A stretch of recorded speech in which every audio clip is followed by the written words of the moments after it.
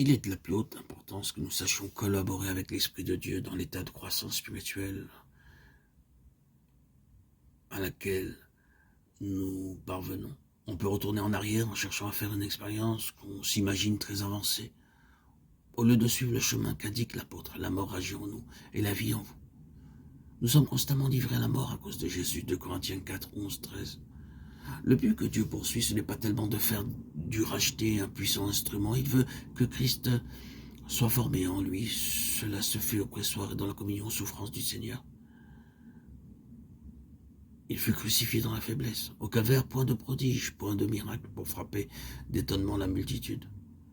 Mais dans sa faiblesse, dans son silence, par ses souffrances et sa vie donnée, il fit infiniment plus pour le monde que lorsqu'il guérissait les malades et chassait les démons en Galilée. Frères et sœurs en Christ bien-aimés, auditeurs, auditrices, que Dieu daigne révéler à ceux qui veulent aller de l'avant ce caractère du Seigneur, doux et humble de cœur de l'agneau, qui par sa mort a vaincu la puissance des ténèbres. Ce ne sont point des visions du calvaire, ni une expérience mystique des souffrances de la croix qui peuvent communiquer l'esprit de l'agneau, mais bien plutôt l'obéissance journalière à ce que Dieu demande dans les tout petits détails de la vie de chaque jour. Nous sommes quotidiennement interpellés par le Seigneur. Il nous faut ne pas répondre quand on est accusé faussement, ne pas essayer de se justifier et rester caché en Christ. Ainsi, en gardant le silence sur le chemin du sacrifice, chemin qu'ignore le monde, nous pouvons marcher sur les pas du Christ. Il nous faut faire le bien et d'en souffrir comme si l'on était un malfaiteur méritant la condamnation.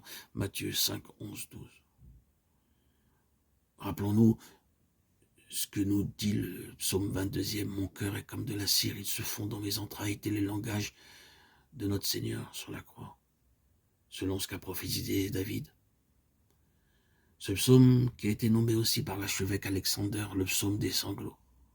Car, dit-il, dans la première partie du texte hébreu, par une seule phrase, pas une seule phrase n'est complète. Et cela fait penser, nous dit-il, aux soupirs, aux paroles entrecoupées, inachevées, d'un mourant, dans le chemin de l'âme amenée à la conformité avec son Sauveur en sa mort. Il vient un moment où elle comprend ce que signifie la communion avec ce cœur brisé qui fond comme la cire sous l'attouchement du sein de Dieu. Alors, elle acquiert cette tendresse, cette douceur, cette compassion qui caractérise ceux qui vivent en Jésus.